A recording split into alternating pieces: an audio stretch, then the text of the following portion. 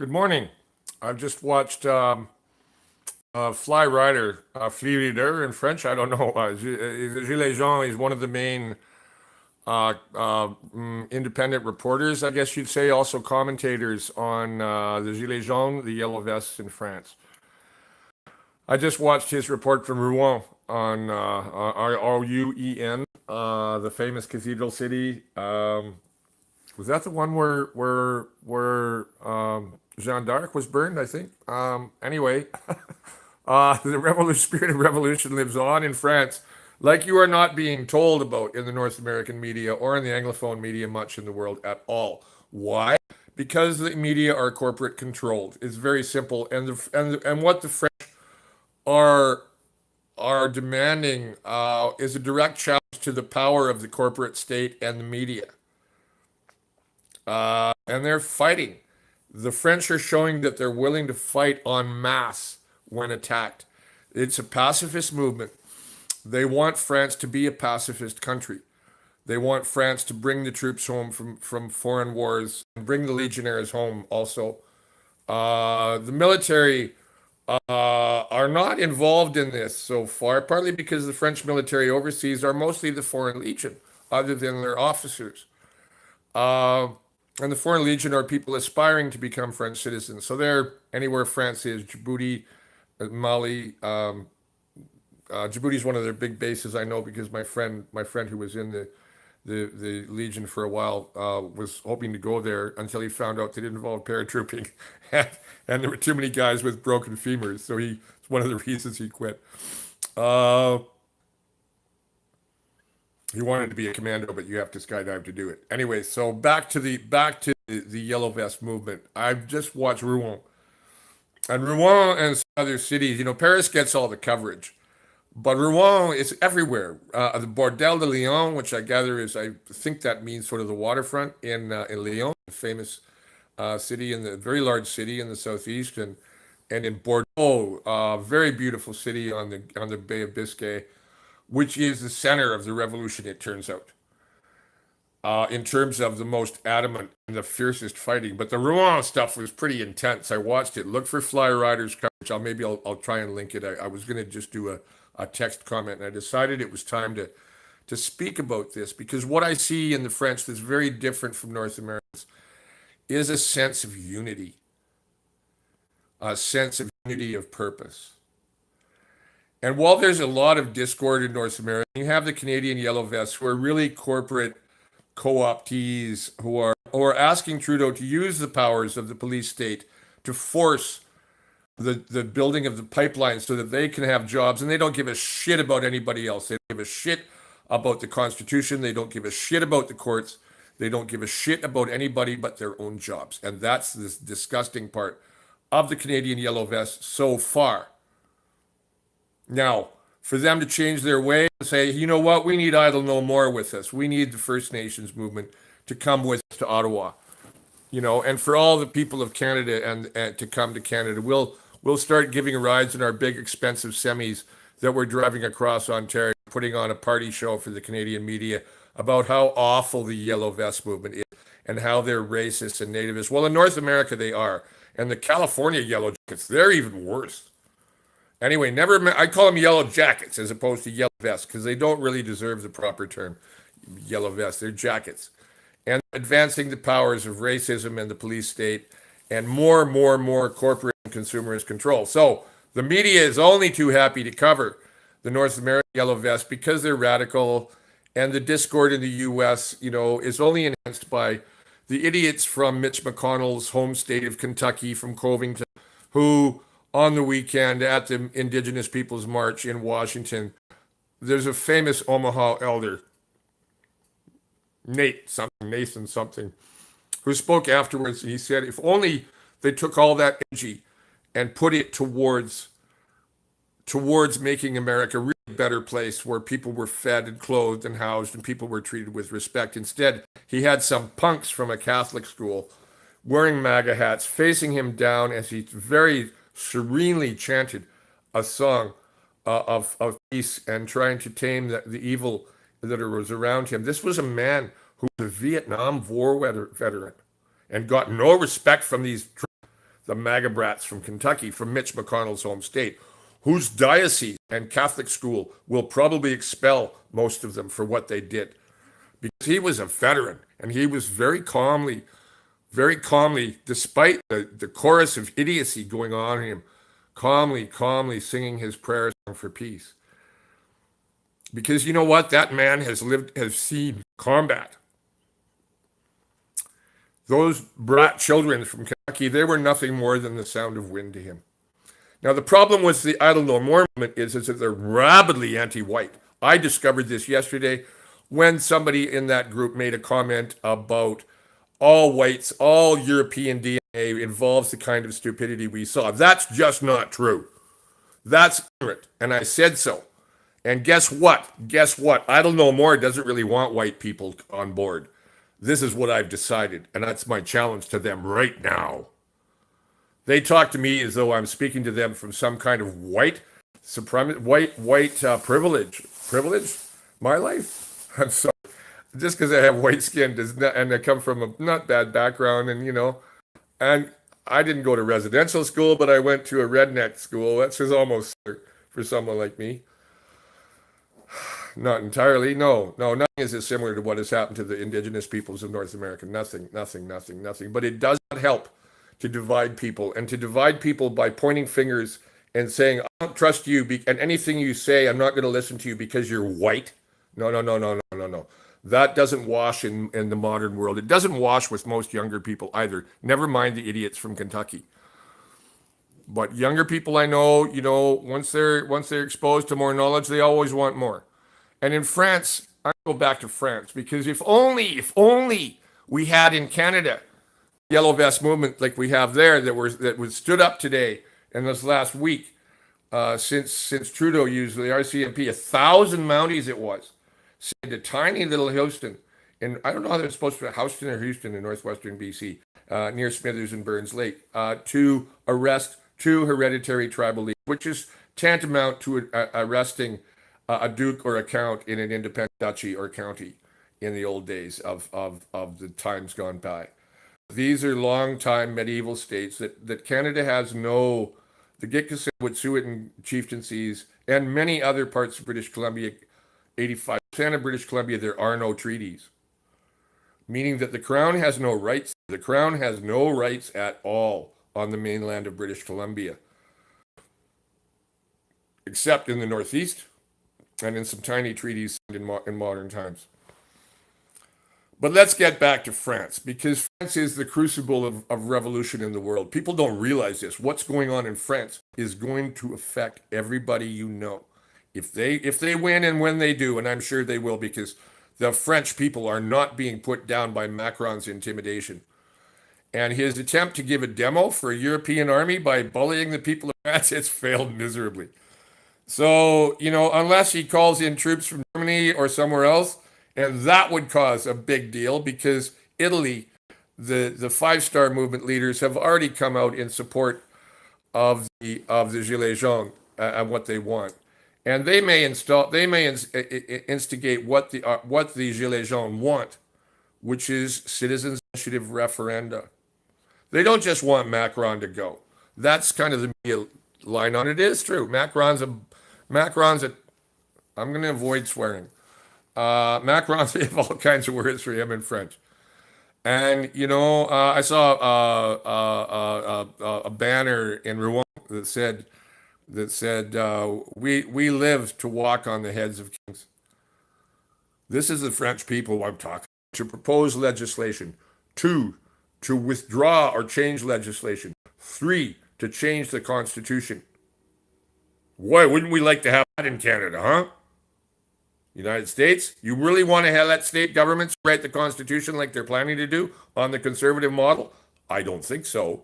So if you want to support the French Revolution, I can't say wear the yellow vest anymore, because that symbol has been stolen. And I would have said idle no more, but no, they don't even want white people around.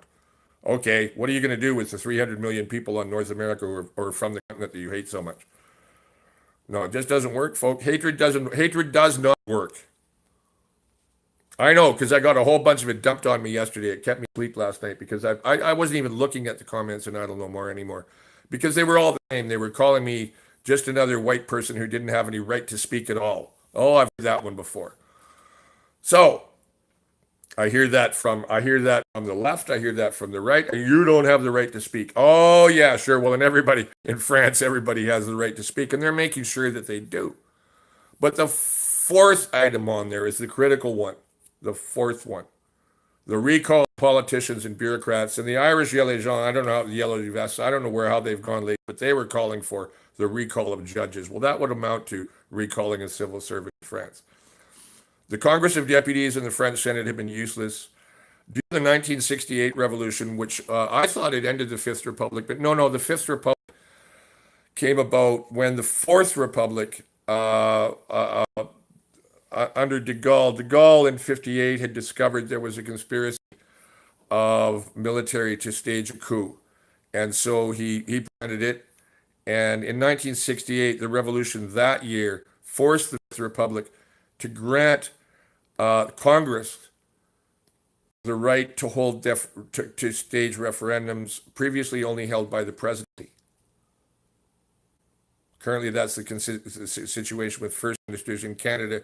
We just went through a farce of a referendum in British Columbia that was staged by the government. It was designed to fail. I know it was. It's blatant to me. To exclude the indigenous, well, the indigenous people won't vote, but and the minorities and especially youth, because youth would have all voted for change. Everybody knows that, and they're excluded from the vote. Well, I'm sorry. That's not democracy. It's not a semblance of democracy. It's a farce. Parliamentary democracy was always come up with as a sop to the stability in Europe, because after the year of revolutions in 1848, you had various countries start granting, Hungary, Germany, all of them started granting parliamentary democracies and basically representative democracies, which were allowed to be bought and controlled by big powers.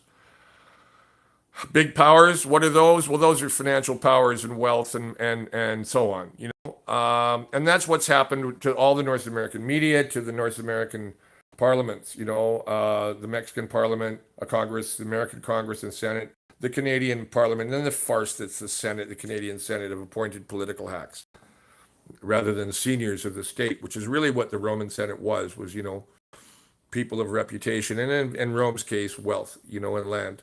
You had to own land to be a senator. You also used to be able to have to own land to vote. Anyways, so obviously a citizens' initiative referendum to remove Monsieur Macron would win overwhelmingly. Win overwhelmingly. Also one to withdraw from the EU. Also one to withdraw from NATO and bring the troops home. Because they know that the terrorism, that actually at the start of the Gilets-Jaunes movement, there was a bombing in Strasbourg. Nobody knows what the gas explosion in Paris was. Maybe just a gas explosion, which an American, We Are Change, was the first guy to get there. He doesn't speak French. It was really too bad that he doesn't, you know, he has a Patreon fund that's gotten him to France. Wish I'd had started one a while ago so I could go. But if I do, then I lose my disability status in Canada. The poor are not allowed to travel in Canada. Did you know that? They're not even allowed to really leave their province without extreme bureaucratic difficulties. Doesn't matter whether you're old or young or whatever, right? But it's extremely difficult because of the decentralization of government in Canada and the compartmentalization of services, and each province having a different system. That it means that mobility for Canadians who aren't moneyed is extremely limited, not just foreign travel, but within the country. Never mind that all passenger travel has been basically canceled. Greyhound's gone. Via Rail does not serve British Columbia or the prairies anymore. Every little town in British Columbia and the prairies and the Maritimes used to have rail service. That's why they're there, and that's why they're dying in Saskatchewan. That's why there's empty towns all over, even British Columbia, like North Bend, where I'm moving to, or close to. Could be a thriving little town if it had regular rail service to Vancouver. You know, it's got a great little climate. It's not that far off, but you know what? The railways are owned by big corporations that only believe in moving goods, not people.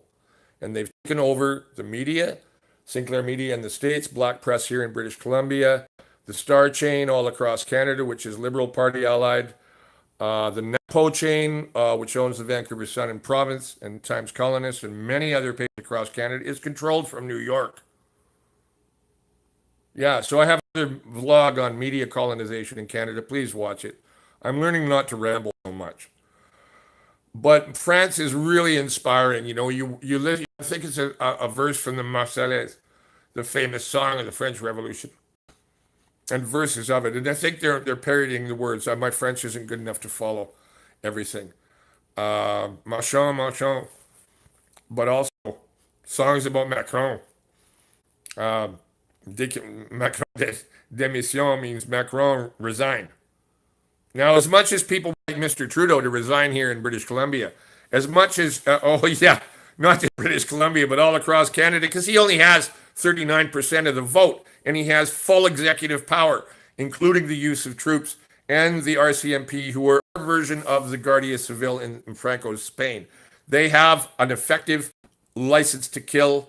It is very rare that a Mountie goes to jail for killing a civilian. It is very rare that someone goes to jail for killing a native, even shot in the back of the head like a poor young kid. And I'm taking my hair, it's not tied up properly. People go, oh, he's a hippie, whatever. Whatever. People judge on appearances. That's the problem. I get judged for my skin color.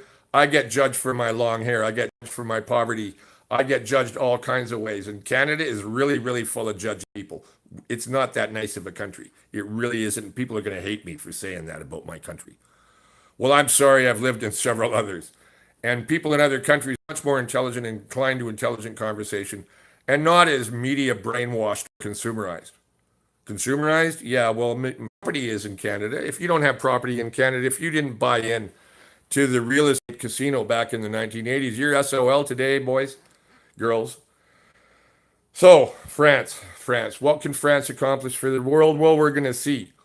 We're going to see, because they're not, your media is telling you that the revolution in France is dying. They don't even call it a revolution. You see, they don't tell you the truth at all. They don't tell you the truth at all, because the truth would mean a challenge on all kinds of fronts to the established order of the world. For one thing, France is on the Security Council. France is a major component of NATO. France withdrawing from NATO is even more critical than Trump's plan for withdrawal to NATO. We're not similarly motivated. Putin has nothing to do with this. And Putin, if anything, is terrified of the Gilets-Jaunes. I watched him on an interview. Some guy stood up and asked him, and it was some kind of, the Kremlin does public news conferences, and a guy from France or somewhere, or maybe he was Russian, I don't know what language he spoke in, but he asked him about the Gilets-Jaunes movement, and was there any chance of it in Russia? And Putin went on about, well, no, we don't have a carbon tax here. He went off on the usual recitations about what the Gilets-Jaunes are alleged to want. But I could see the nervousness in him. And I don't know, I'm going to ask my Russian friends to watch it and see what they thought. He's oilier than shit. He's even oilier than Trudeau. I saw Trudeau weaseling on the BDS movement on a channel called Real News. And I dressed down Real News for, why are you covering this?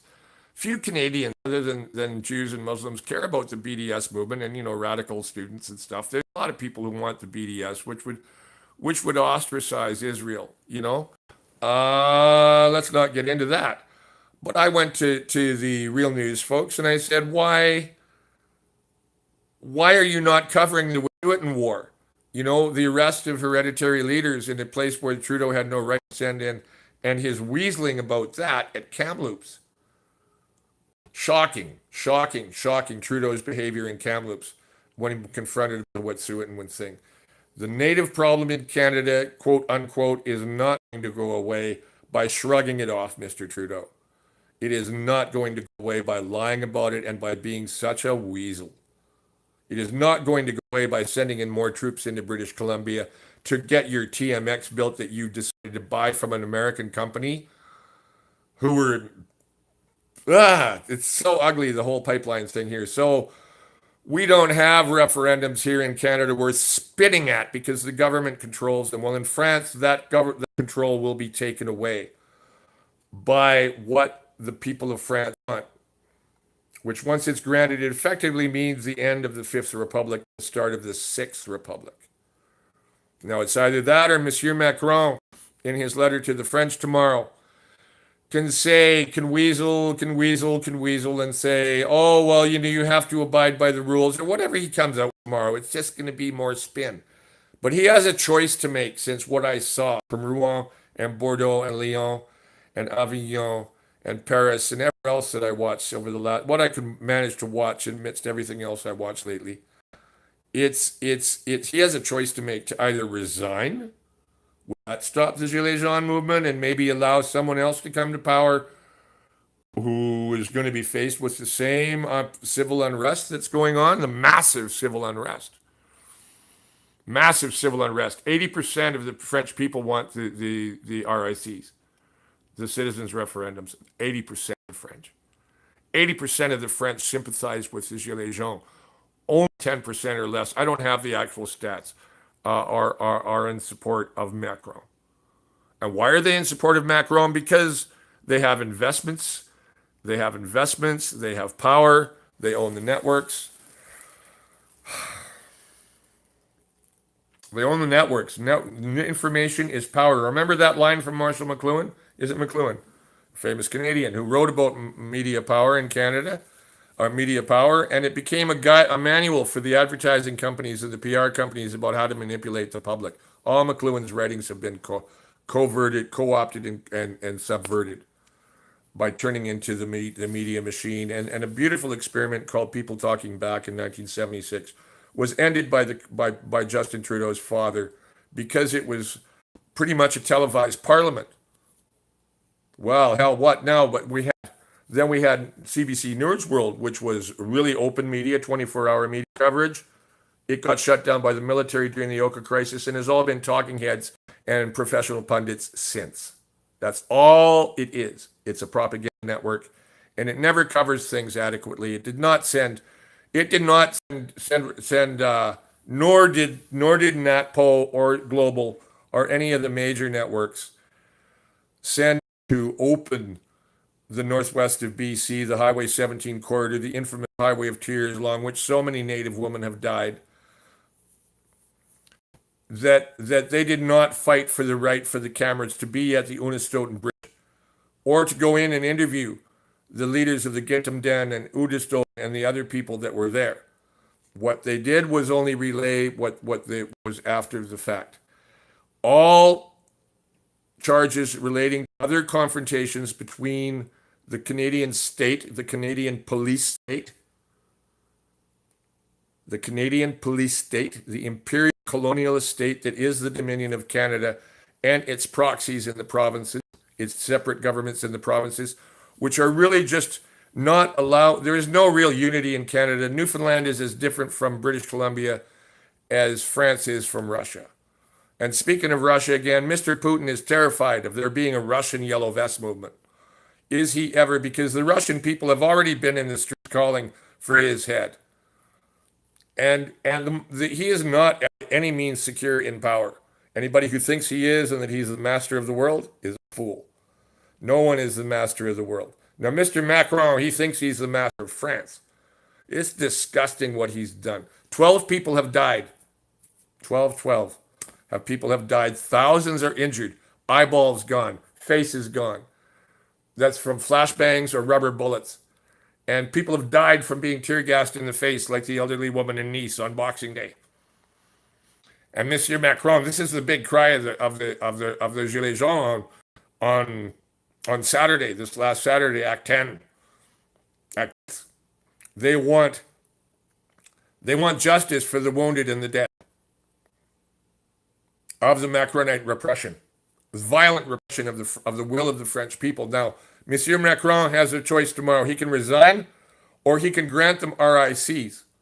Grant them? No, he has no power to grant them. Does he? Well, he has the power to do things to the Constitution, which no citizen currently does. So he wants to keep on fighting. I think this might be the last Saturday that's involved because the that I've seen hasn't quite coalesced yet, but it's for a general strike in France.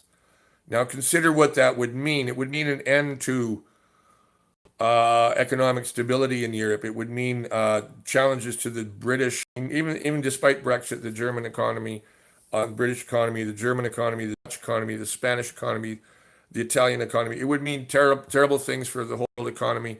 It would also mean a shutdown of transportation between Iberia and the rest of Europe. It's quite a huge thing. So, he's not without having to do it. He's not going to withdraw from Syria. He's not going to withdraw from Mali or Chad or anywhere else that the French are in that's riling everybody from Al Shabaab to ISIS in the desert, I guess. To wherever in the world that the French are. They are in some areas, I guess they're well. I don't know about Tahiti. I guess there's more of them there probably than Tahitians. My friend from France, I'm in touch with. He says they're just stuffy people in Tahiti. And why would that be? Because it costs a lot of money to live in Tahiti. It costs a lot of money to get in Tahiti. Not all French people get to go to Tahiti, even though it's a département of France.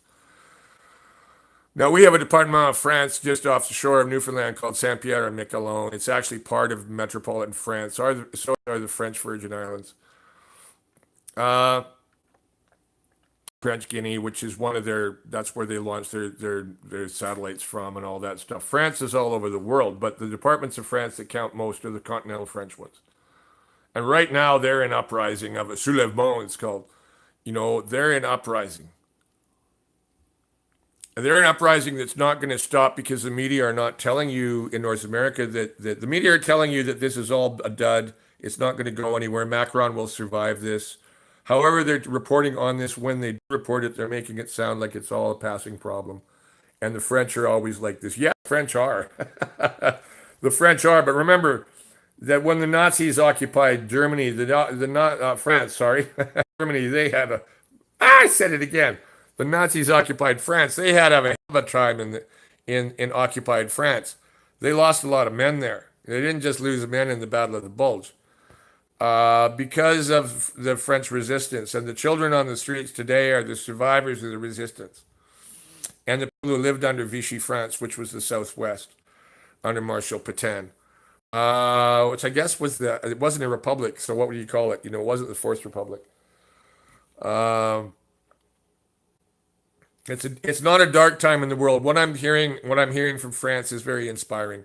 And I wish more Canadians who spoke French would listen. And my friend in New Brunswick, who I'm in touch with, he's Acadian. He just thinks it's all going to pass, but he has not been watching it. He's only been listening to North American French reporting. And the French reporting in Quebec is all dominated by, is it Jean-Pierre Pelado or Jean-Luc Pelado? This is Power. Who is the guy behind Power Corporation? That they own. All the media in Quebec are owned basically by one company, other than maybe something that other than the English media, like the Montreal Gazette, is probably owned by NatPo, I think. So it's conservative media, and he's in a province where 30% of the vote just got a majority power, even though it's only another party's got 35%. All because of the screwed up electoral system that we have here in Canada, which is the parliamentary system, which was brought in to not be democratic and to only provide a pretense of democracy to keep people from revolting. Otherwise, Europe in 1848, the year of revolutions, Germany, Austria, Italy, they were all facing Poland, even Russia that year, I think, were facing revolutions. And what was granted was diets, which is the word diet. It's like the Duma. It's a parliaments, representative parliaments, as a sop to what was called democracy.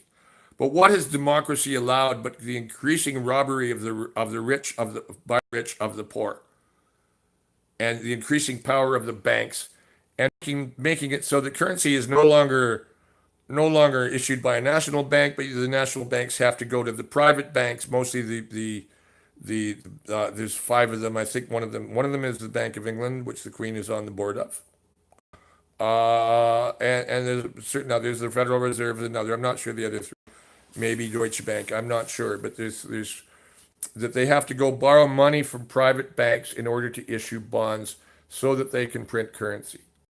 But every time, all your currency, how currency is created is when you go use your credit card, or go to the bank and get a mortgage. That's when currency is created.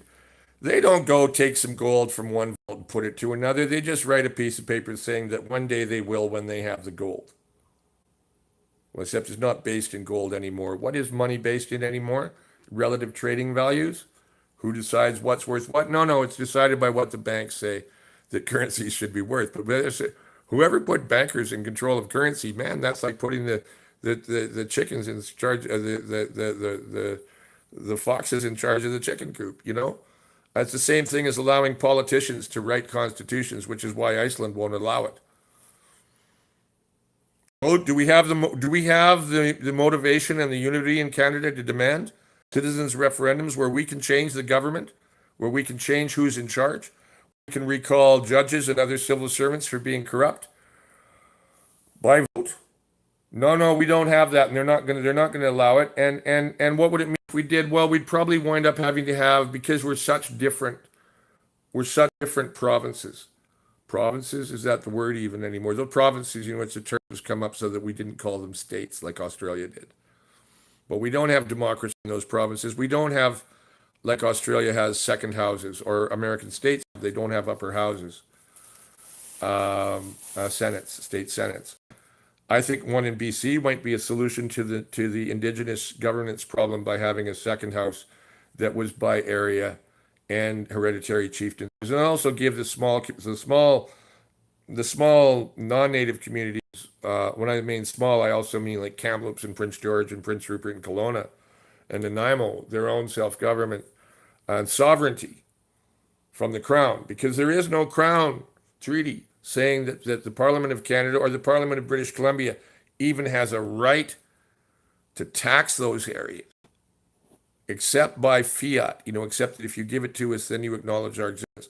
This is why the Indigenous peoples in Canada mostly don't vote, because for them to vote means that they endorse a constitutional system which robbed them of their lands and resources, their history, their culture, and quite literally raped them, including the woman on the Unistoten Bridge blockade, who are residential school survivors, which is a horror to think that the same paramilitary force, our national paramilitary force known as the RCMP, who have ignored them and who are the white elephant in the room in the Indigenous murdered and missing Indigenous women's inquiry. It's quite a mouthful. That Trudeau has put off and not wanted to do anything about. The big white elephant in the room is the RCMP. And who was it that he sent in to arrest these women in the area where people have been very close in ways I don't to sign off. A young friend of mine is calling. He's going to come over and help me clean my place. Oh, I'm still on. Holy shit. I don't know how to edit that. Friend's coming over. I have my sink's plugged. So anyways, it looks like I have to edit this. I don't know how to edit these yet. So I'm Mike Clevin. Come after me if you want. Call me names if you want. I'm an angry Canadian. Are you angry? Are you angry enough? Are you angry enough to get in the street? I don't know if I want to take a flashball in the face. I don't know if I want to take tear gas to fight for this, but why should we have to in Canada, this country that's supposed to be the nice country? We're supposed to be the nice country. We're supposed to be the most democratic and fair country. Really? Really? It's not just the First Nations I'm talking about. It's the people that live on the street, you know, and the poor people and the young people who think they have who kind of know they have no hope in the future because of the way the political system is. Cut them out. Young people are not involved in politics, not because they're sold on hockey and their girlfriends and going shopping for their girlfriends or boyfriends or whatever.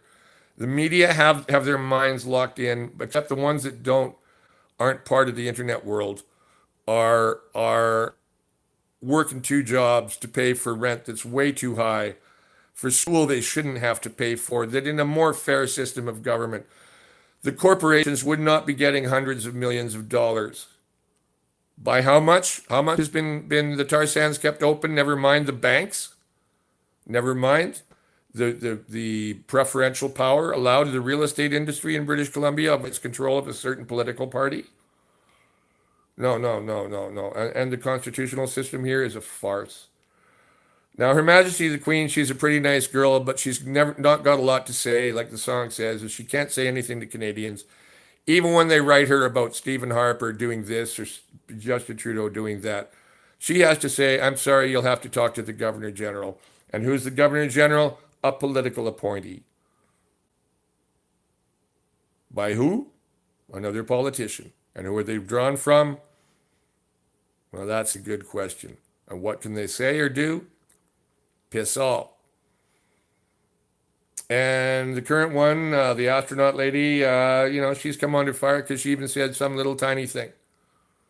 But Mr. Trudeau, he can say all kinds of outrageous things, and the conservative media can eat him up as much as they want, and they can talk about stability and how parliamentary government is our only possible path for stability in Canada and national unity. But you know what? There is no national unity in Canada. Quebec's the main case in point.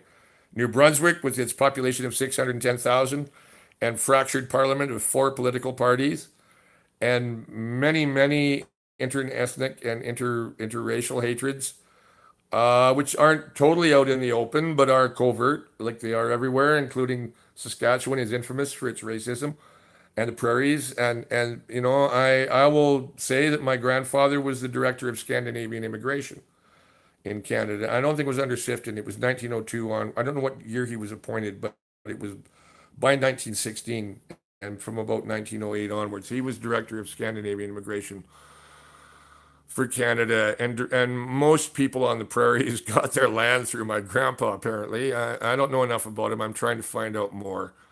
But I'm sure that he did not know about what had happened there in the 1870s and the 1880s in Manitoba. He did not know about the Riel rebellions, except what he may have heard of on the street in Winnipeg. And very few of the other immigrants would have known anything about whose lands they were occupying and being given free land when the natives were systematically genocided by the John I. Macdonald government, our first prime minister. And the troops were sent in from Canada to conquer Western Canada. We were not created as a dominion peaceably. Not in any way were we created by peaceably. We were created by violent invasion and political subterfuge. And in the case of getting British Columbia into Confederation, that was, never mind the problem with the British Columbia not having signed the Crown treaties, which they put off because they didn't want to deal with it. And then Ottawa came along. Oh, what a great excuse to pass this on to. And London had passed off responsibility for the Royal Proclamation first to British Columbia, and then allowed the impasse in British Columbia, which with Canada saying it's all British Columbia saying it's all Canada's problem. No, British Columbia, Canada says you should deal with it. And they argued and argued and argued, and they came into an impasse after the Indian Act of 1885 during the 1890s, and they set aside 85% of British Columbia as what was called the government reserve to eventual settlement of land claims.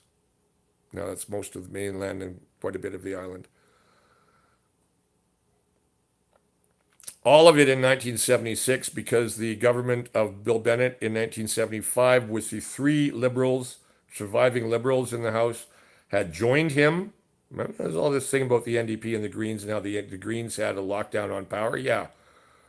Well, the current prime minister's father wasn't in those 3 liberals, but he was the bull of the woods, as he was called.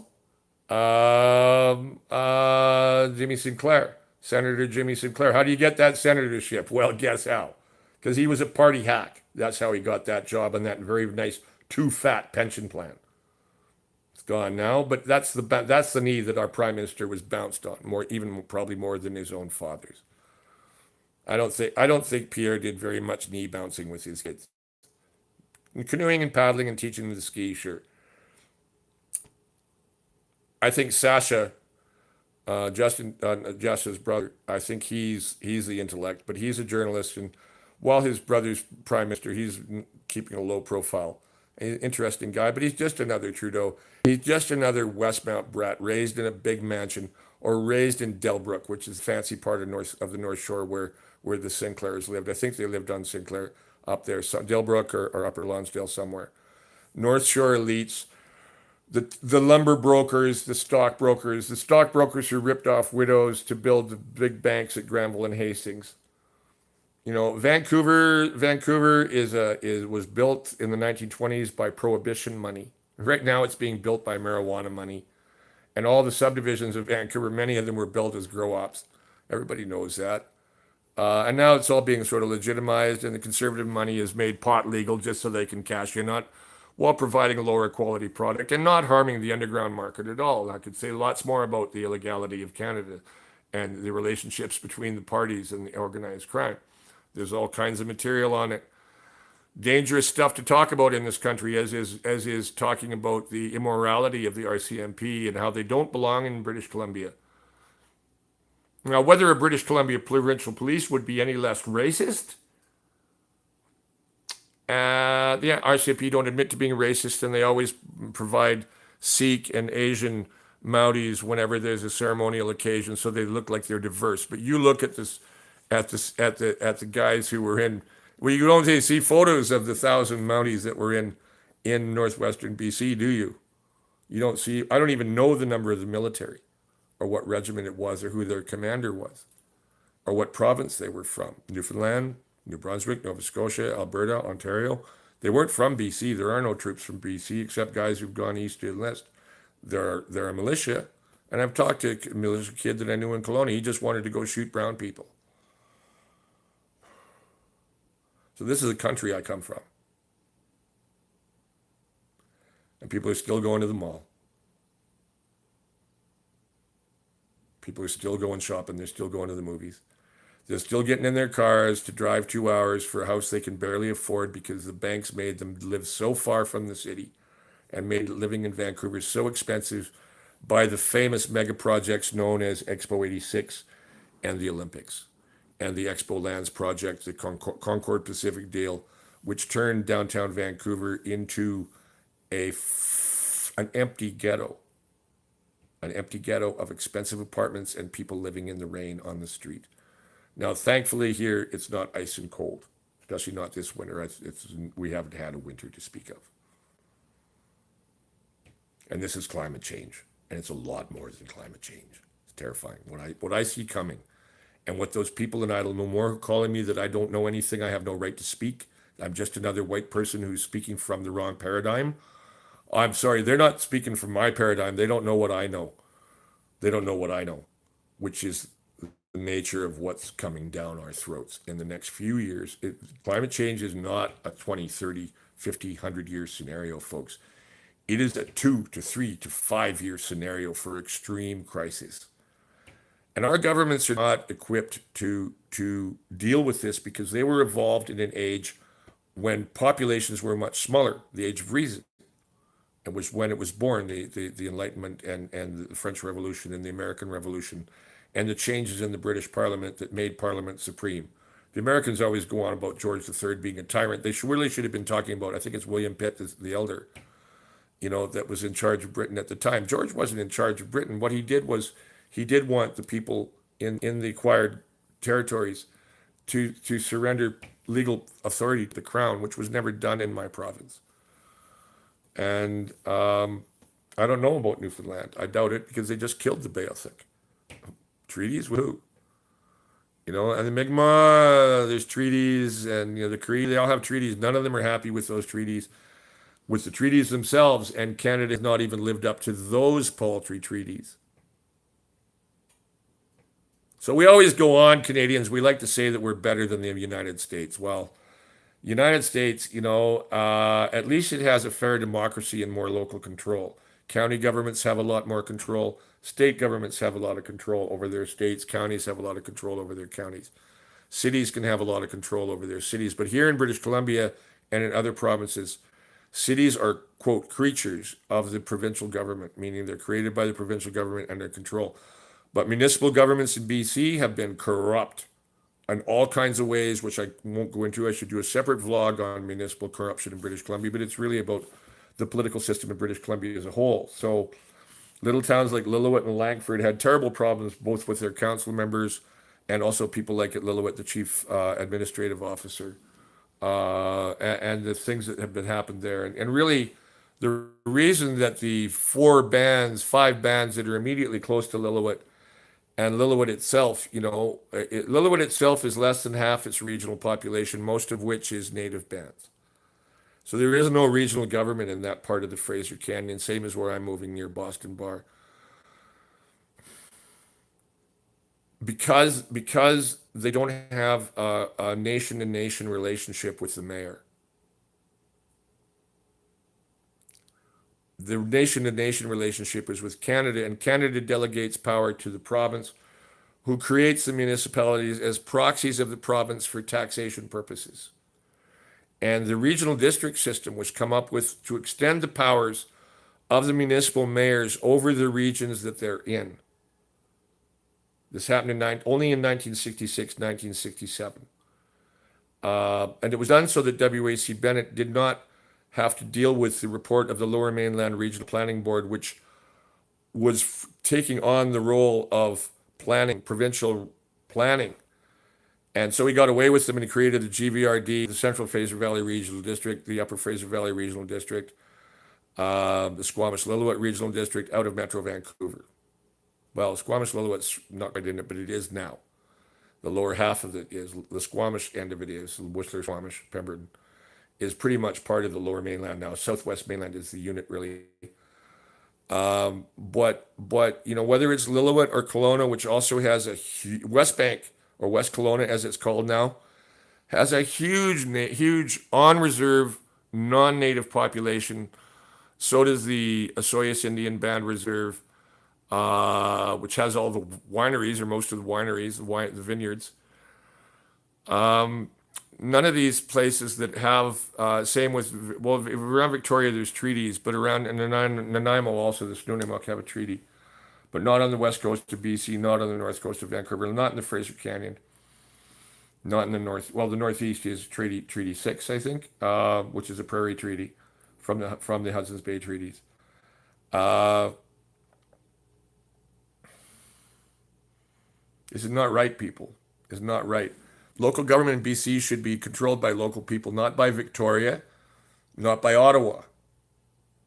What is this fop from Westmount doing, who was a school teacher in the fanciest part of Vancouver, the west side, at University Hill, I think it was at Prince of Wales, that he was a drama teacher, as all the right wingers like to go as a drama teacher. Well, even more as a drama teacher, as being a faker. Yeah, actors are pretty smart people. This is a stupid thing that the conservatives don't realize. But he's not smart like a lot of the other actors I know. But what he is was a doorman, and I've known plenty of doormen. They know how to smile and shake your hand and stab you in the back all at the same time. That's Mr. Trudeau, who went skiing on the day. This feminist went skiing on the day he had 1,000 Mounties arrest 2 hereditary chieftains of the Wet'suwet'en, where the crown does not even have a right to be. And this bastard went skiing with his kids while this went on. Am I a proud Canadian? I'm proud of my country. Well, I'm proud of the land. I can't say I'm proud of our government, our system of government, and I can't say I'm proud of a lot of the other people of Canada. Is that ever going to get me a hate on or what? You're not allowed to dislike other Canadians. You'll get reamed for it. When I was in Nova Scotia, I had another British Columbian shitting on me because I was being critical of British Columbia. Canadians are so insecure. They have to take it out on each other. They don't want to hear the truth. They don't want to know the truth. They don't want to change. They just want to keep on going to the mall and the theater and Tim's and doing what the media has told them to do, to be good little Canadians and say, I'm sorry, when the government does something to you. Rather than having the government say, I'm sorry, let me make things better. Here, let's have a better democracy. Here, let's have a referendum on this. Tell you what, why don't you have a referendum that the media can't control and lie and cheat and control like they did this last one? All the young people I talk to that say, why can't we vote on our phones when I'm at work banging nails on a roof? Yeah, why do they have to go to Citizens BC to vote, Mr. Horgan? Why? Because they're not union boys? I know my friends who are working hard money to try and salt the money away in their 20s. Commander?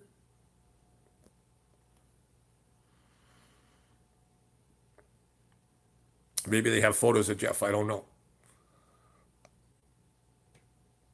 But he was in that area that I lost the track there. I got distracted by a tragedy in my life about my friend. But he said about the Legion, that his friends were Hungarian. There was Arab guys. There was Chinese guys.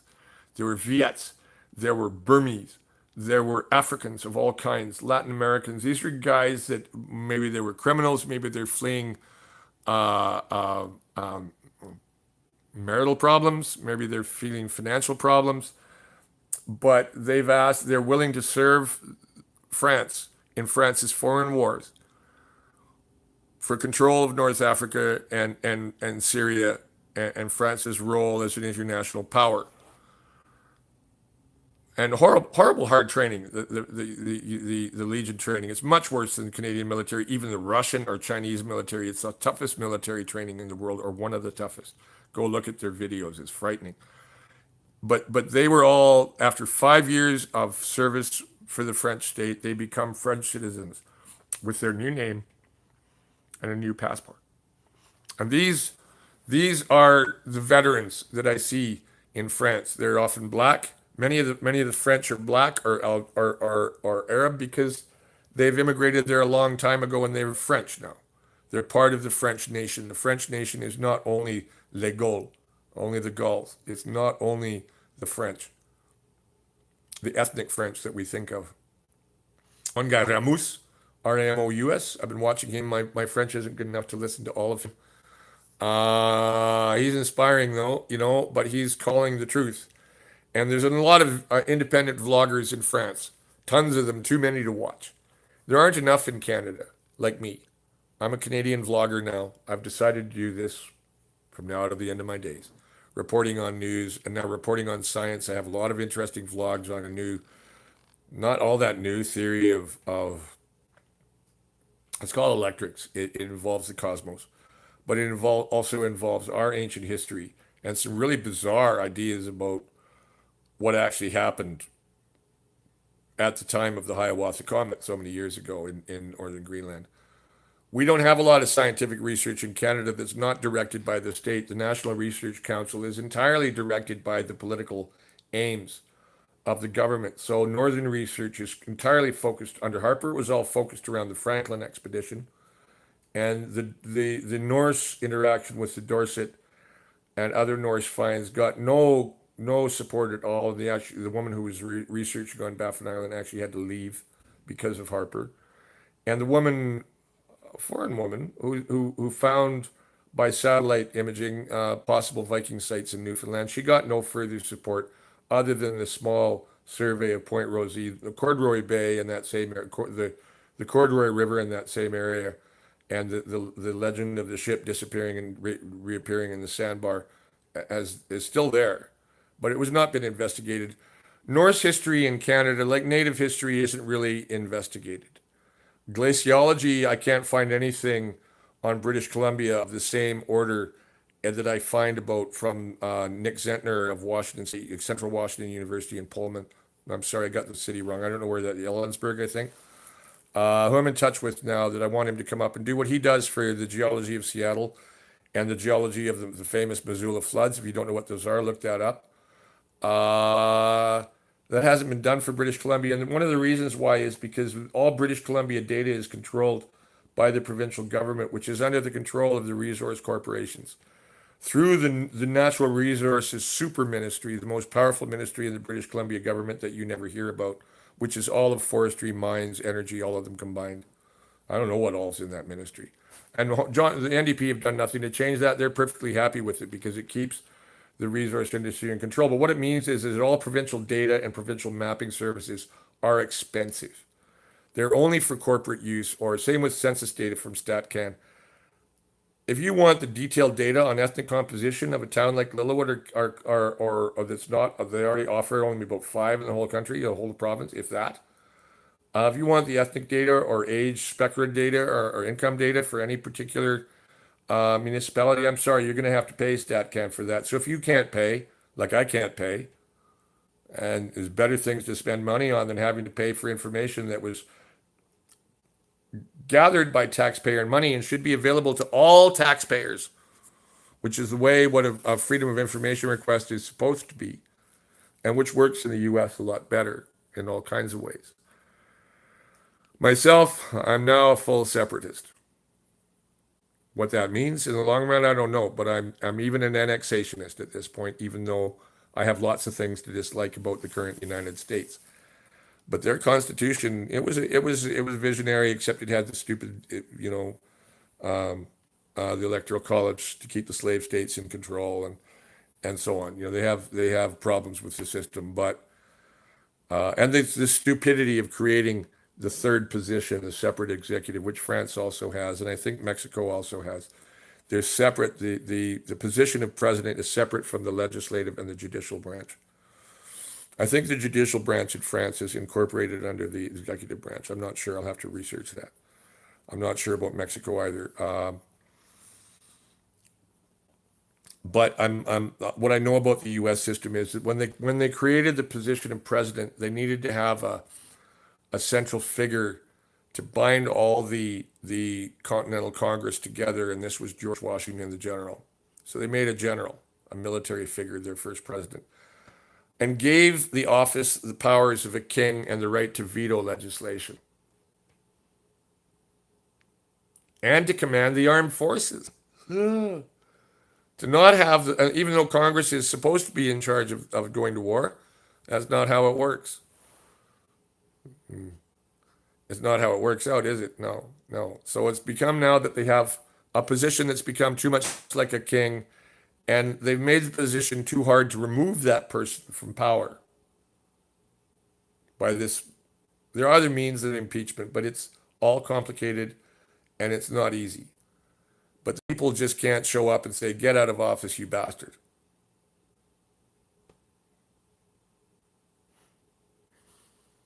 Now in Canada, I can't remember how many MPs we have. 28 now, maybe. Not even that, maybe.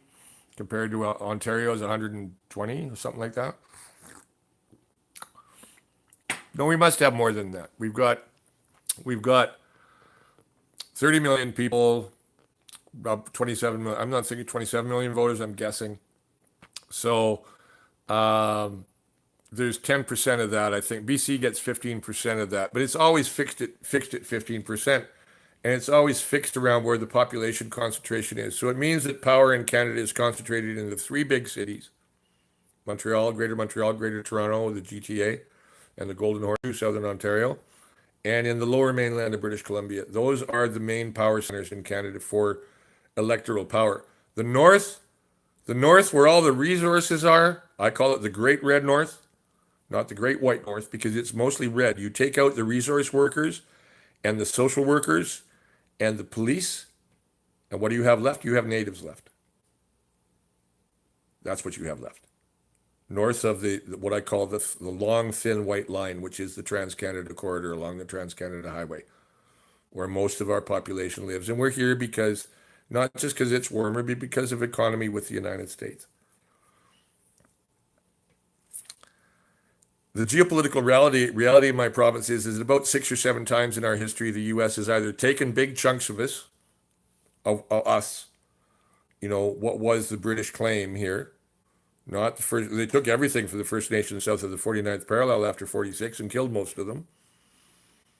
I don't know what the death rate after 1867 in Alaska was for natives, probably quite large. I don't know. I'll have to ask my Tlingit friend in Sitka. Dave, how many Tlingit died when the Americans moved there? It was all Civil War veterans who moved into the Panhandle, the Southeast Alaska, that occupied an area that should have been, if British Columbia had had its wits together and not been so busy trying to suck up joining Canada, they would have made Canada outraged at what Canada signed in 1871 to end the San Juan dispute, which is when the U.S. took the San Juan Islands from us in 1859 by armed force or threat of armed force, almost causing a war between Britain and the U.S. And that was put off. And then when that was all come to terms and the Alabama claims were paid and British Columbia wound up not being accepted by the United States, but $15 million instead, we almost became part of the United States for what amounted to the equivalent of $15 million is what Britain paid instead of giving them us. Teddy Roosevelt threatened to invade. 1885, the seizure of the British Columbia sealing fleet in the Bering Sea precipitated another global crisis that was upstaged by the Great Eastern Crisis in Europe when Russia invaded Turkey. Ottawa was looking the other way. The Americans lied about the 1825 treaty with the Russians. They changed the word eastward to the Portland Canal from the phrasing northward through the Portland Channel, which referred to the sound heading up the east side of Prince of Wales Island. Only Prince of Wales Island and Baranof and Dahl Islands and the islands adjoining them should have been part of the American purchase of Alaska in 1867. But Ottawa was clueless. London was preoccupied. London didn't care. London had already written off that area, except London tried to go to bat for it to keep control of the Yukon ports once the Klondike got found in 1897, 1898. And Americans swarmed even more into Alaska and seized Skagway from the British entrepreneur who had a Hudson's Bay post there. He was actually a naturalized Briton. He was formerly American. Same with Buck Choquette, who was the Canadien, who had married the daughter of Chief Shakes of what's now Wrangell, Fort Stikine, and got the Hudson's Bay trading license. Even though it wasn't a formal Hudson's Bay fort, it resumed duties as a trading post. And during the Cassiar gold rush, after the signing of that stupid treaty, which gave away Wrangell and Ketchikan, that whole area, that all should have been British Columbia. And Skagway should have been British Columbia, and Haines. Those were all ports for the Yukon. Those should have been British Columbia ports. And the only thing that kept that triangle and the Yukon from becoming American was, the RCMP put up a Gatling gun at the summit of the White Pass and the Chilcotin Pass, the Chilcoot Pass, and you have to have 1,000 pounds of goods to proceed past this point, and no weapons. If they hadn't taken the weapons away from the Americans in the Klondike, that Yukon would be part of Alaska. And the New York Times at the time, the bylines from Whitehorse and Atlin said Whitehorse, Alaska, Dawson City, Alaska. They said Atlin, Alaska. Atlin was BC's gold rush, just on the northeast side of the Panhandle, sort of south of Whitehorse and the lakes, the Whitehorse Lakes, the Whitehorse and Lakes area. I've been up there once only. Yukon's a different world from British Columbia, also untreated. Now, the Americans, Teddy Roosevelt threatened to invade in 1902 or so if Britain didn't give way on the question of the Yukon ports, which was Britain said these are British ports. And then Britain backed down because they were worried about the U.S. intervening in South Africa in the Boer War. We got sold out again, Britain, thanks a lot. And you walked away from the First Nations problem, quote unquote problem. No, it's a problem Britain made by being negligent here, by allowing Governor Douglas to be turfed by the capitalists who came up from California flying the British flag. Morta Cosmos, John Robson, all those guys who were among those who shoehorned us into Confederation. The reason we were shoehorned in Confederation, it wasn't just loyalty to Britain or hostility to the Americans. It was because Britain wanted a trans-North American railway route it could control, because it needed China and India, and its route from Hong Kong was faster via Vancouver than it was via the Union Pacific or the Panama. Panama was only a railway still then. It wasn't a canal yet. Only in 1898 did it become a canal. The Royal Navy left BC in 1905. Huge economic blow to British Columbia because there used to be a huge subsidy for the graving dock in Esquimalt. And the presence of Royal Navy ships, you had all these officers spending money and so on. And then again, in the 1930s, by 1928, the U.S. was planning an invasion again. And it only got called off because of World War II. In 1996, the Salmon War, the Alaska Fishing Fleet, which was basically the International Fisheries Treaties allow Alaska to take a certain portage of the Fraser River and Skinaketchews. They take most of it before it gets to us. So this had caused a big problem, and Premier Clark, then Glenn Clark, NDP, had closed the inside passage to American vessels unless they wanted to pay $1,000 fee. Most of the fishboat captains were willing to pay it because they realized the dangers of the route going around Vancouver Island to the Gulf of Alaska where the fishing was, and off the Charlottes where the fishing was, and Queen Charlotte Sound, which is between between the Queen Haida Gwaii and Vancouver Island. Queen Charlotte Islands is the old name for Haida Gwaii. Uh, I'd seen a name on an old map for Wakish Nation for North for Vancouver Island, which almost was allowed to go separate. The rest of Canada does not know the history of British Columbia. They do not know the history of Newfoundland. Mostly they don't know the history of New Brunswick. Why? Because we're always told about the history of the Canadas, Upper and Lower Canada, and what a great bunch of guys the Mounties are for having tamed the West. Without bloodshed? No, but with genocide and cultural genocide and ongoing cultural genocide, especially against women. But even more Native men are missing and murdered, and even more Native men are in prison. And why are they in prison? Because the laws are designed to target natives the same way laws in the United States are designed to target blacks. I don't live in a nice country. It's not a nice country, Canada. Don't hate me for saying it. I'm a kind person, and it's because I'm a kind person that I'm saying this. I live in an unkind country. I call it the cold, hard land. Great white north, my ass. The racist implications of that term are kind of nauseating at this point, considering what the great white north yahoos with the yellow jackets on and their big trucks driving to Ottawa calling for Justin Trudeau's head, but only Justin's head, and getting rid of damn liberals. We want the Tories back in power. Tories who'll build us pipelines. That's what we want. We want to drive our big trucks until the earth ends, and we want to have our kids be able to keep on going play hockey. Yeah, well, their kids aren't going to be able to breathe in a few years, and you're going to have to be dealing with 300 million Americans moving north soon, Canada.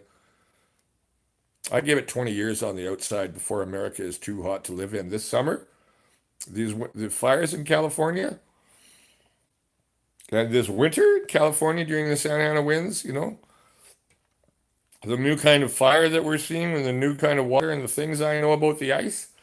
Oh, the things I know about science. So I don't know, more people who insulted me as just a stupid old white man this morning, last night, or I see the incoming messages still on the I don't know more. I'm not even listening anymore. I have no time to deal with negativity anymore. They're just as negative as any redneck fascist that I've ever met. They're just another kind of redneck, just another kind of racist. Now, a lot of First Nations people I know aren't racist. They have good reasons not to like white people, but they don't dislike individual white people. I know this because I have many Native friends.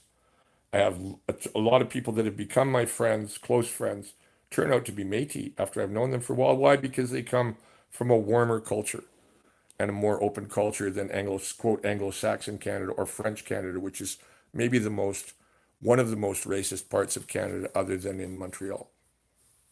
People don't understand that about Quebec. It is progressive and it has like better social services than other provinces and better payments, but it is largely a corporate fascist state like every other Canadian province in the Dominion of Canada. The Dominion, like Star Trek, Deep Space Nine, the Dominion, people who look like everybody else, but might not be who they seem to be. That's our media for you, and that's our politicians. It's a strange, strange world. So I'm going to go end by talking about Monsieur Macron again instead of my damn frozen country. My country that's frozen in time in the 19th century with a constitution dating, basically the British Constitution of 1867 was only marginally updated in 1982 to consolidate power for the first ministers and to remove Britain from having any control over what goes on in Canada. The last bit of control was taken away by the current Prime Minister's father. And then he took his walk in the snow and decided to leave us with all the problems that he left us.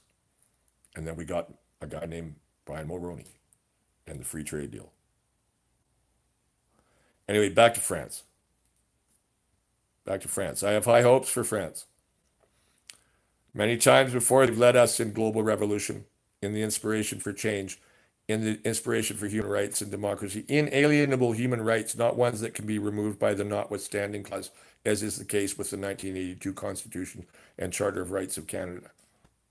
Not even close.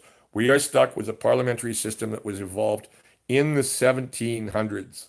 This is what we have in British Columbia. It was a system of government designed for much smaller populations and much smaller, what we call ridings, electoral districts. Might have worked well when there was only 30 people in the riding or 150 people in the riding. It doesn't work when there's 150,000. It's not democracy. What you're electing is a bag man, whether it's a city councillor or a member of parliament, MLA, member of legislative assembly. You're not electing somebody to represent your interests. You're representing somebody to represent the interests of the people who paid for his campaign. And that's why all the land set aside for land claims. I mentioned the Bill Bennett government and the addition of the Liberals to the social credit mix in order to defeat and thwart the democracy of the NDP. Well, the NDP weren't all that democratic as they've shown themselves to be when in power since. They could have reformed democracy at any time, but are the NDP doing that? No, we'll hold a referendum and let it be shot down again because we're not really interested. Thank you, Mr. Horgan, for such a great show of liberal democracy, quote, unquote. That if we had that, if we had what the French want, we'd have a totally different country. We'd have a totally different continent. But it has to be done on the region by region basis. The city of Vancouver is the same size roughly as New Brunswick, and it doesn't have 49 MLAs. You know, Canada is unequally governed, and it's meant to be unequally governed. It's meant to keep us all separate, which is why a revolution in Canada can only happen at the provincial level. And the problem is, as we found out, and when we came close to that in 1983, the premier had U.S. divisions of U.S. Marines ready to go to put down the general strike. So this brings me back to France, because what I've been hearing a lot of that I'm seeing calls for it is the general strike in France. This would bring down Macron. It would force Macron to either ask for foreign intervention by who? I don't know, other NATO powers to put down the French people? Really? Or just to make it easier on everybody, Monsieur Macron, and resign, sir. Resign, sir. Either that or tomorrow, say, okay, let's have the RIC, the referendum, Iniative Citoyenne, Citizens Initiative referendums. Let's have those. And he knows it would mean his head that they would vote him out in the first referendum, which would recall him. And I would bet that the Congress of Deputies, who could have called a referendum, but not one politician of the députés has spoken out in favor of the Gilets-Jaunes, even though all their constituents are. Are they representatives? No, they're not representatives. All they represent is entrenched power, the power of the people who helped to get them into office. The same is even more true of the French Senate. They want to dismantle the banks, write off all consumer debt, revert the power of the state to issuing its own currency. In other words, a return to the franc from the euro. Retreat from NATO, from Africa, from the Middle East. What it would mean retreat from Tahiti, I don't know. But the French Empire is on its last legs, and Monsieur Macron is the last king of France. And that's what they're calling him. Is he Louis the 17th? Maybe. No, there was a Louis the 17th. He was part of the Bourbon Restoration. I don't know. He's not a Louis. You know, there's been no French kings named Emmanuel. So he's Emmanuel the First de France. But the powers that he represents, who are behind him, which is, Credit Français, I guess, the French bank, the Bourse, the stock exchange, Monsanto, and the military powers of the other NATO powers, the military might of the other NATO powers, don't want him to go. They don't want the French people to win. Why? Because it would mean the end of NATO. But what is NATO anymore anyway, except as ongoing confrontation with a country that is in sore need of inclusion in Europe and the prosperity that Western Europe has had, the same way that Eastern Europe has had access to since the expansion, since the end of the Warsaw Pact and Comecon at the end of the Soviet Union. And moving troops, NATO expanding east into the former Soviet sphere of influence was what Gorbachev had asked them not to do, and that's exactly what they did. And the move on Crimea was them just Russia taking back what Russia had gotten from the Turks and Stalin had given to the Ukraine. As a geopolitical move, it was a natural thing for him to do, Putin. Any Russian leader would want Crimea back and access to the warm water port of Sebastopol. Of course they would. That's what built modern Russia, and that's what the taking away the Crimea back and giving it to an American-dominated Ukraine would mean. So Putin's not very happy about the Gilets-Jaunes. I saw it in his face. He's worried about what it would mean in Russia if the Russian people were to rise up as one, as they have done before. Matter of fact, 100 years ago, the Russian Civil War was at full tilt, and the Cheka were killing people, like the Cultural Revolution did in China, killing anybody from the old order, anybody who was educated, anybody who was orthodox, anybody who was an intellectual who wasn't a communist was killed or had to flee. Which is why Stravinsky, Stokowski, all these great names in the West that we have, Ashkenazi, all the great composers and musicians and writers that came west, Nabokov, you know, we wouldn't have them. We wouldn't have them in the West. We wouldn't have even known about them if not for the Russian Revolution. Anyways, it's a strange, strange world we live in, Master Jack. I'm Mike Clevin. I go by the Unprocessor. I'm using my blogging name of Skookum1 and also Big Skookum, which I may use in music too. I don't know.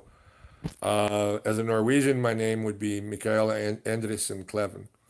My father's name was Endre, and my grandfather, who was the director of Scandinavian immigration, um, was also an Endre, which is an unusual Norwegian name. It's not Andre, it's Endre.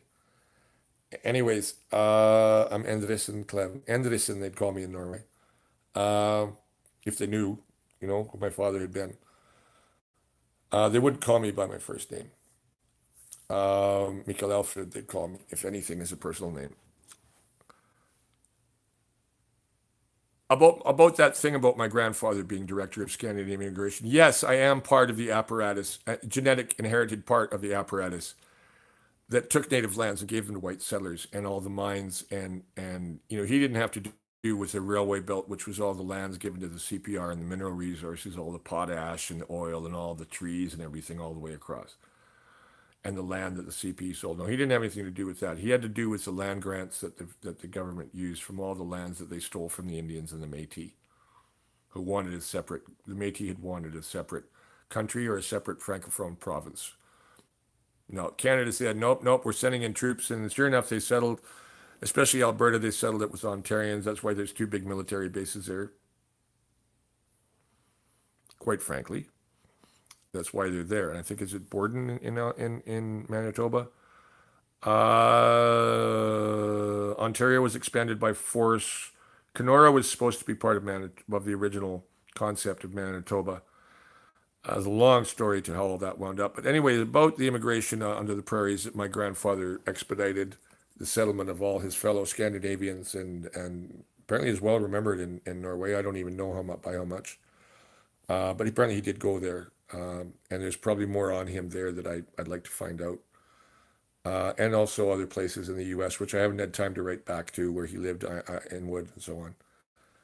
But the Scandinavians, as you know, are very fair-minded people, and they have a history with the Sami, what we call the Lap, uh, which is a derisive term. You shouldn't use it. Sami is the correct term. The original indigenous people of Scandinavia. But they did not know, except through the propaganda of the state, as to the nature of what had happened to the natives or what the natives were even all about.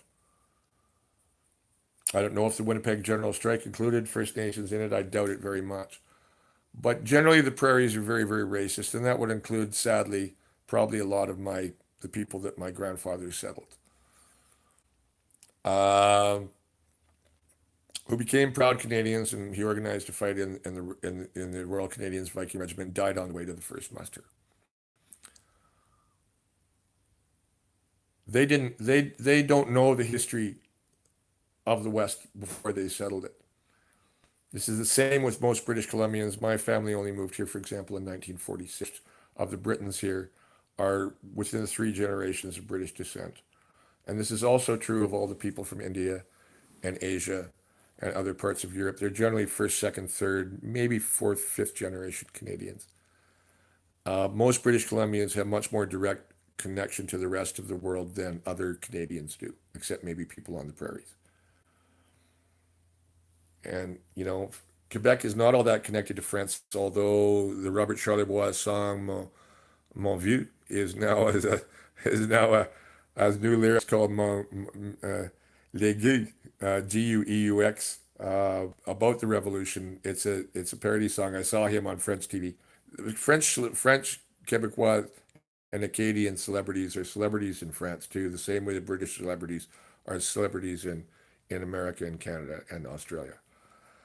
But anyways, yeah, a French Canadian song is one of the songs of the revolution, des Gilets-Jaunes.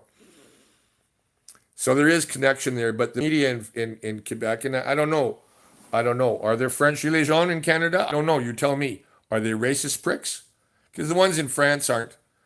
The ones in France happily dance to Africans, even if it's in Brittany. Some African guys were laying down some grooves at one of the Gilets-Jaunes gatherings in Brèche, in Brittany. I think it was in Brèche. And in come the all the little brats wearing the RoboCop outfits, flying flashballs and fire. The people in Rouen were joyous.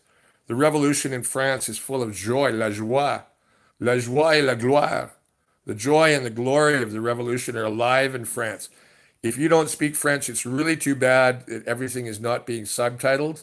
Why should the French subtitle anything for anybody else? They're the center of the world in their mind, the same way Americans are. They don't subtitle their bullshit either, nor do they subtitle many of their things on the things doing with their indigenous peoples, the Hispanic people, the black people. The rest of the world have to speak English to really understand and listen to Black America, Hispanic America, Indigenous America. Only unity will save this world. Only unity. Only if all the people of the world realize, and this is a hard thing. What's coming? What's coming, people? The climate change is a euphemism designed to keep you all going to the mall and not rising up in alarm at what's coming. Same with the magnetic pole reversal. I know that sounds crazy, but yeah, it's happened before and they know what's going to happen, which will mean the end of all the internet, will mean that your car won't start. Even if it's an old style thing with a starter and a battery, that won't start either. The alternator won't work if if the Earth's magnetic field vanishes briefly while it realigns itself. So all the world's governments are struggling. They all know this is coming. And they're all wanting to keep order and enforce order in the meantime and keep the economies going as long as they can, and the resource exploitation and the consumerism going as long as they can, because consumerism, as in China, is their only means of controlling the people. This is the same in media control, corporate control, financial control, land control. All is in the hands of those with power, and those with power are always to do with money, whether it's the Politburo of China or the oligarchs of Russia or the oligarchs of the United States or the oligarchs of France. There's a book on that I read back in, where did I buy that thing? Late 70s somewhere. I got a Pelican book or a Penguin paperback by Biddiss, Biddiss, called The Age of the Masses. And it traces the history of the Western mind from before the Age of Reason through the Age of Reason and the evolution into the age of the masses, when the masses became too much for the political and economic systems to handle, and the struggle to try and manage the change. We do not have a political system meant to manage 7 billion people on this planet. We're not have a political system that's even capable of managing even 1 billion people, as China reminds us of by its pogroms against Muslims right now. Again, for right now, Uyghurs, but apparently the ancient Muslim city of I think it's Xi'an, Xian, which is the home of look for archaeology and expect to get something out of it. Same with Indonesia with Gunung Padang. I just watched a thing on that about how there's a huge cavity in it that the scientists in charge of it weren't allowing it to be examined. Why? To protect their own budgets, because they have to rely on politicians for their funding. And if they came out with reports talking about an earlier age of the world before any of our current models of history cover. Never mind the 12,000 year, which is pretty much 12,000 BC, which is pretty much established now, but the 15, 20, 25,000 year timelines. Never mind the timelines involved in what India has to say about its own history. And what do we have? The Age of Reason, which tells us that everything happens slow and gradually, and whether it's geology, geological, or climate change, it's all gradual. Don't worry about climate change, folks. It's still 100 years off. Keep going to the mall. Keep shopping. Keep trying to look good. Keep trying to worry about what you look like. Keep on worrying about what your house has furnishings. Oh, look at that. I want to get that now. What did it cost for someone else to make that? How many lives did it cost to make that? Whose lands was it taken from? How many slaves did it take to make it? Nobody cares about that.